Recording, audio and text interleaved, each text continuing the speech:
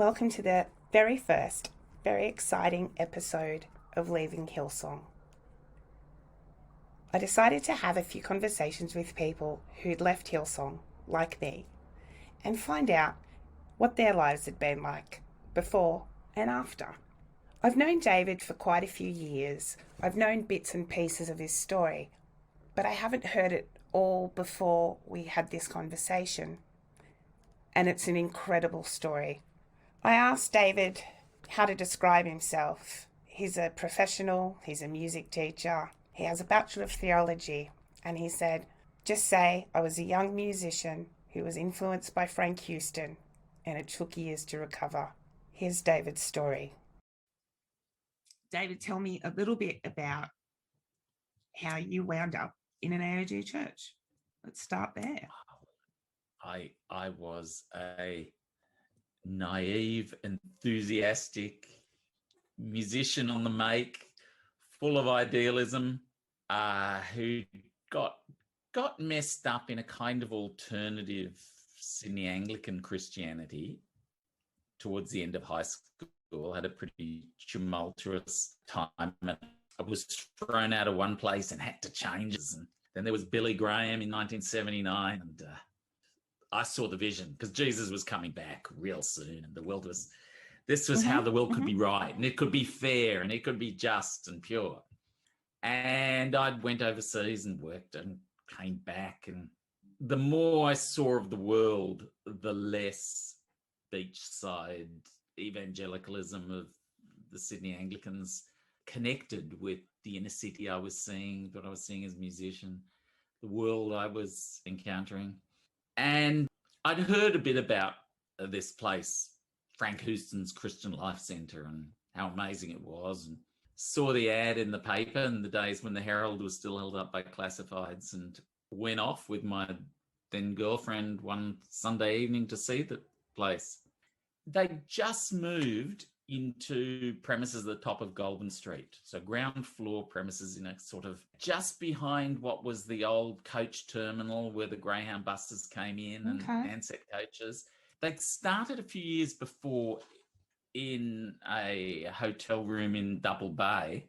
And then Frank had moved to the Koala Motor Inn on Oxford Street, the hotel there. So it's just off Taylor Square, and then got this facilities, which is the ground floor of a building which had Rhinoceros Recordings on the third floor, fourth floor, which made it was known to musicians. It was an edgy kind of place to be, part of town, interesting part of town.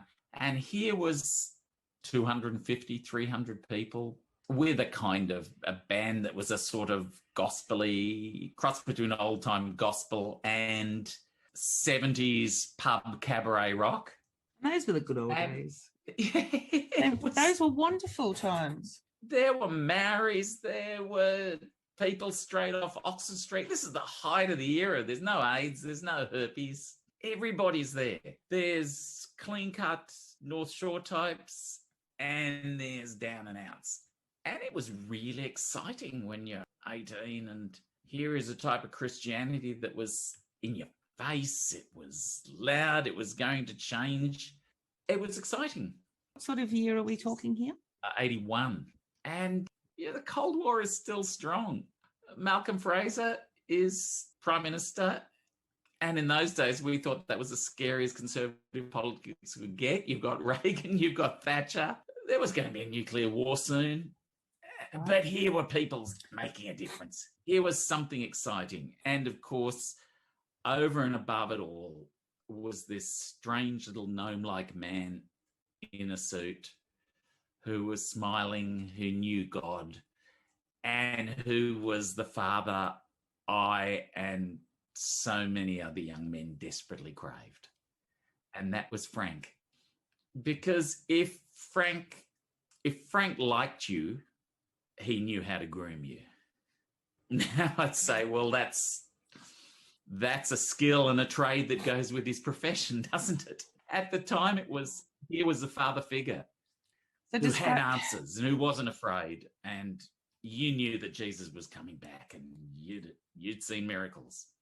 Tell me about the grooming, how he selected people. I mean, we all know that Frank travelled with his golden boys, that he had golden boys. There's some that narrowly missed out. And how did you sort of and see it? he would smile at you from the pulpit and shake your hand afterwards and tell you how amazing it is you're doing such a brave job for Jesus in the music industry. And when did you become aware that it wasn't just friendly? Much later, about 4 or 5 years, because I was, in so many ways, the world was as naive as all get out then. And like young men looking for father figures, well, all people looking for father figures, you want to believe the best. How much did he project himself as a father figure? Very much so. Although there was sort of the nickname of the bishop that he encouraged. If you were more on the inner, it was quite okay to call him Pa. I'm the son of migrants. I have all my extended family are overseas. Here's a grandfather. Here's a father. Here's somebody who's interested in you. And he knows Jesus. And the others are all wrong, but it's okay. You're with him. And what's your background in terms of? My mother's Swiss, and my father was English, a lot older than my mother. And he'd been a Royal Navy commander and Asian services, foreign service all his life. He was fluent in many languages, something like 11. He could swap just at the drop of a hat. And I was a very late life, for him, accidental pregnancy. And yet him and my mother stayed together for the rest of his life. He was in Rangoon. She went over to visit him in Rangoon, where he was based. I'm the result. So, where were you born? I was born here. You didn't have necessarily that extended family around, though?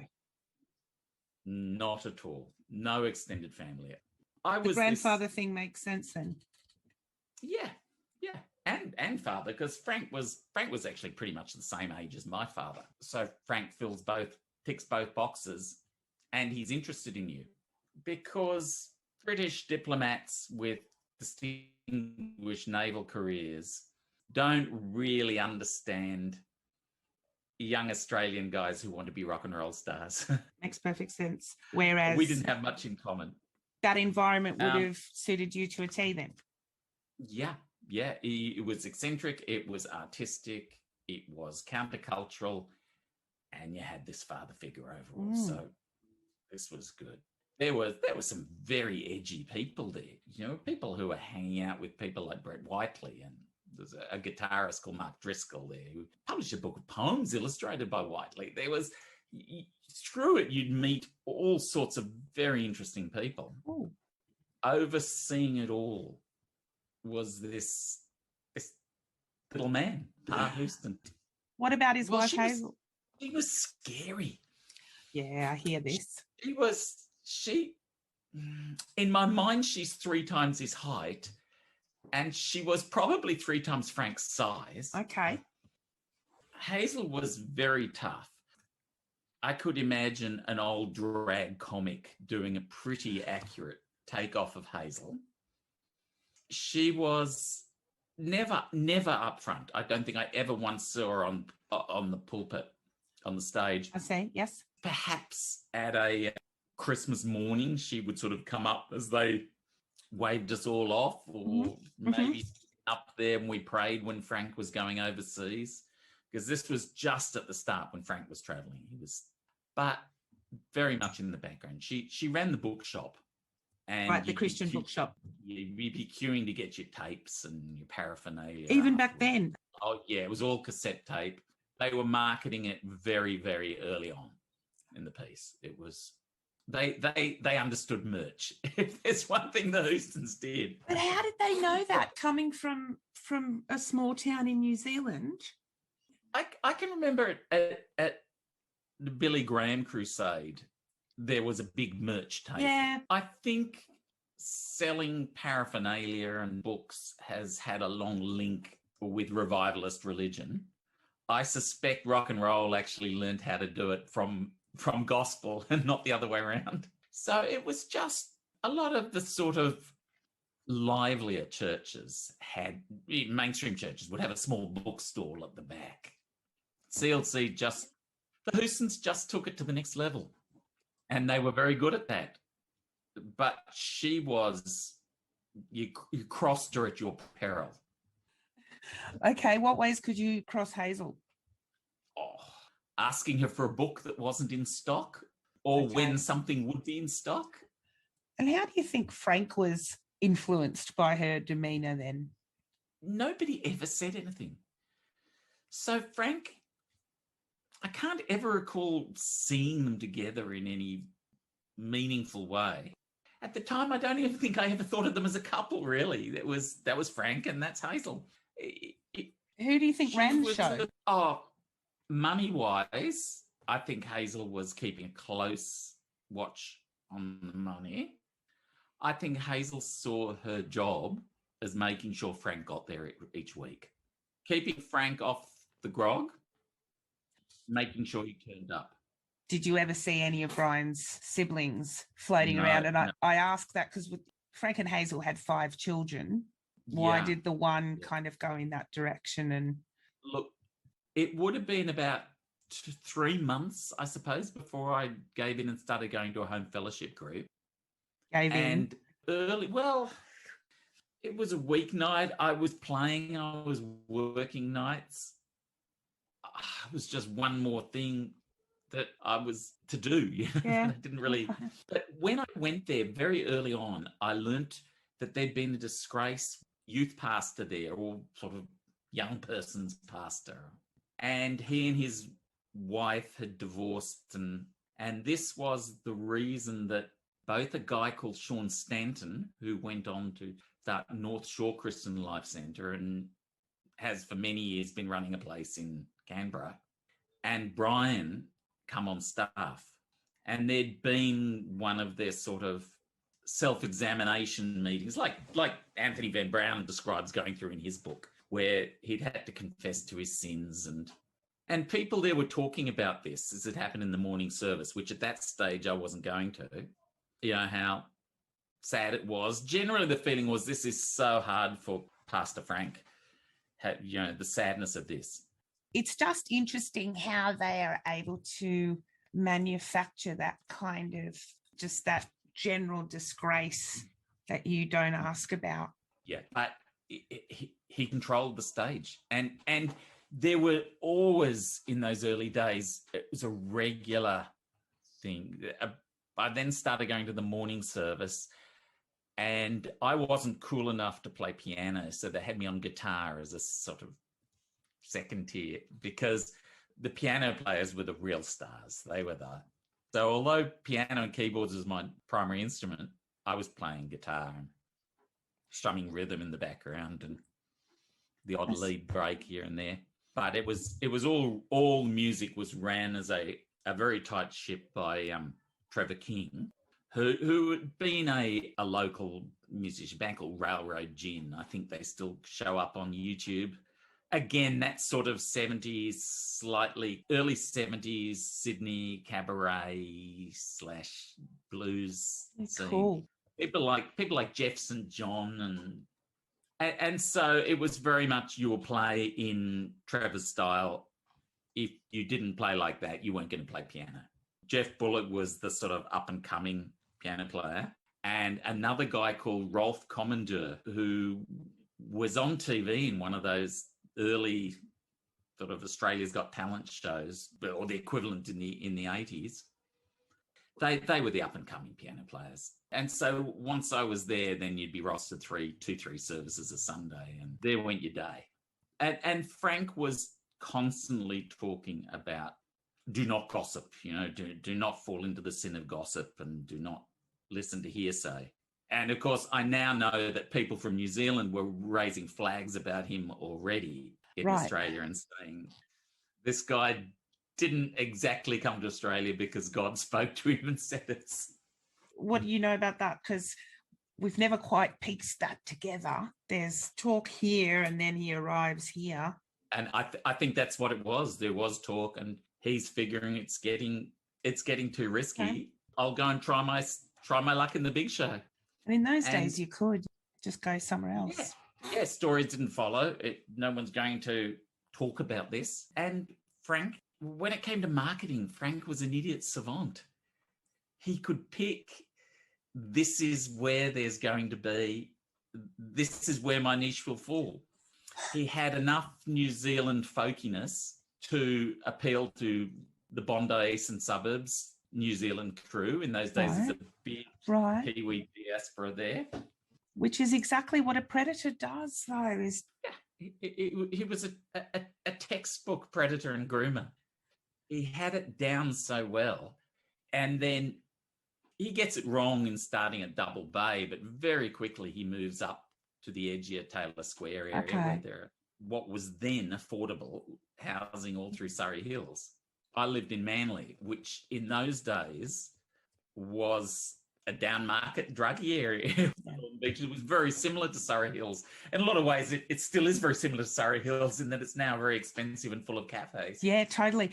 So what was the appeal for the people of the inner city how did he hit that so well there at that time? Did they bring the music? Did he offer the music? He encouraged music and encouraged it in a way that was outside of the pub scene. Australian pub rock was at the time a huge business. And on any given night, there would be hundreds of bands playing at pubs throughout Greater Sydney and Central Coast. And as a sort of B, C grade musician, it was nothing to get 2-3 gigs a night. You'd be first on at 7 and then run somewhere else, very down market, to headline at about 9. And then do an after act support at midnight that went on till 3. Headliners like Cold Chisel and Midnight Oil, and they're sort of playing all around.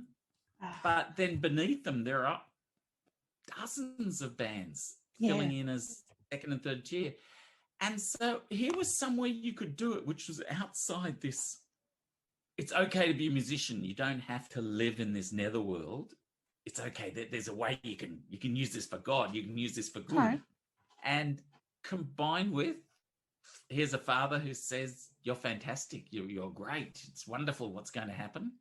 And we're not all going to be destroyed in a nuclear fallout as a result of Margaret Thatcher and Ronald Reagan, because Jesus is coming. It was a very seductive time. And this is a period when Sydney police are controlling the drug trade, when Roger Rogerson's giving the green light to Nettie Smith. If you lived in the inner city, it was no secret what was going on. Sally Huckstep dies around this time. And so in the middle of this, here's Frank. In this very corrupt and seedy time and place, here is this little man who's professing to not be afraid of anything. What was your religious background? Does your conversion take place at Frank's church? Oh, no. It had taken place within a Sydney Anglican outreach in Manly a few years before, at the hands, metaphorically speaking, of another youth worker who's employed by Sydney Anglican Diocese, who went on to local politics before being charged with sexually abusing someone. Charges were dropped. Mm. Sydney Diocese had long washed their hands of him, but again, the quest for a father, the quest for identity and acceptance and family. Which is such a common human theme. You're not alone in that at all. And they say, come in. We need you. We want you. You're valuable. Yes, you're a bit different to other people, but that's because you're special, because you know Jesus. And Frank bought right in on that in a way and a place that was an irresistible drug to so many of us around there. So you're thinking he was aware of what he was doing the whole time? He was aware. He knew. Yeah, I can remember him. Maybe it's because you're at the front playing guitar. We sort of sat off the stage, but at the front to the side, you'd see the knowing glances and the smiles between him and the choir conductor, who was just another young man looking for a father and looking for identity and looking for acceptance. But I view those smiles of Frank's with a whole lot more experience these days. And he was not a good man. He was a predator. He was a deeply predatory figure. And so it was inevitable as the prosperity movement came, he would have found that marvelous because it's all about power, money and power. And pedophilia, like so much abusive sex, is really about control and power. At the heart, that's what they're wanting, they're craving. And here was Frank having all of these cool young men, but he was the one who's in charge. He had control. And now he could couple that up to money. What did you see? When did you sense those changes coming towards prosperity? And because he was old school. You were saying before he was quite an old school hellfire and brimstone kind very old school holiness. Money don't matter. It's about knowing Jesus. And just started creeping in. If there was a moment I look back and see that's when he jumped the shark, it was they announced that in order to get ahead, in order to cement the church's position and make sure we couldn't just be kicked out by landlords, we needed to buy somewhere. But to do that, they needed to buy a manse. And it was the first time I'd ever heard the word, a church property, somewhere for the minister to live. And so there were big love offerings because we're going to love offering. Love offerings. What's a love offering? Manipulated guilt offering. David, a love offering is a second offertory, a second collection of money from the congregation after the initial request. So what you've given are your tithes, 10% of your income minimum, and that's just your obligation. That's like paying tax. But a love offering is over and above that shows your love. And they take that to raise the money, to raise a deposit on a house. Beautiful. For Frank and Hazel. And the whole amount? It was never told how much they borrowed and how much. They explained they needed this for collateral for them to get their own church building. But of course, nothing financial was ever released. And it seemed at the time, he's getting on and he's a marvelous man of God. And sure, I'll kick in what I can into this. And then I realized the place they were buying for him was in Pymble, which upper North Shore, for people who don't live in Sydney, a very leafy. With the transition in Sydney society, it isn't anywhere near as valuable as it once was. It was at the time, you'd be hard put finding a more expensive or prestigious suburb in Sydney.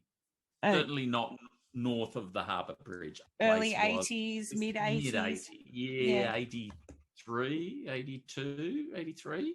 And into that, around that time, of course, I've got married because Frank has told me that I'm 19 and Frank has told me that, I've had a few sort of pastoral meetings with him because he's wanted to talk to me. And he's, of course, told me that it's not good to fall into sin and has sort of asked as to what I'm doing sexually with that girl that I'm involved with. And as directly as that? Yeah. And I'm fudging the subject, which he immediately says, you're embarrassed of things. But these are all very pure, natural forces that God gave us. And God's giving me a vision that you should be married. So I'm married at 19. Because of Frank's... what could go wrong? Wow. Frank's telling me that I should marry this girl. She's a couple of years older than me.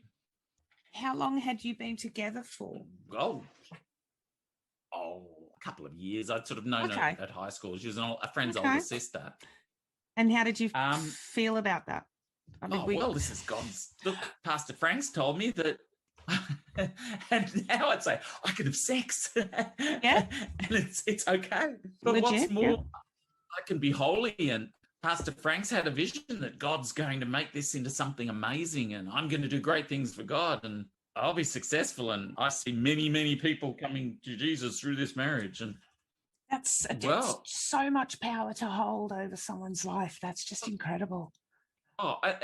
With no pastoral marriage guidance. This was the vision. And of course, that way, the sinful fumbling and silly things. He was always wanting to, on 3 occasions, he'd asked me about masturbation. And did I have a problem with masturbation? And I was actually encouraged at one point, a little bit later, because it would have been 4 or 5 months into my marriage. Depression first started rearing its head in my life. And I first started feeling things are out of control. So, of course, what do? I call up Frank, because I'm inner enough to be able to get an appointment with Frank and see him. And all Frank wanted to ask about was masturbation. And if I was feeling that I was going to masturbate, I should give him a call. I could call him anytime and we can pray this and defeat it. That's... Yeah. And I feel very sorry for my ex-wife in that too. And that's when I spilt my glass of water all over the laptop. So that'll be the end for today. That's part 1 of David's story. I'll post the dates for part 2 over the next couple of days. Thank you so much for listening to Stories of Leaving Hillsong. Bye.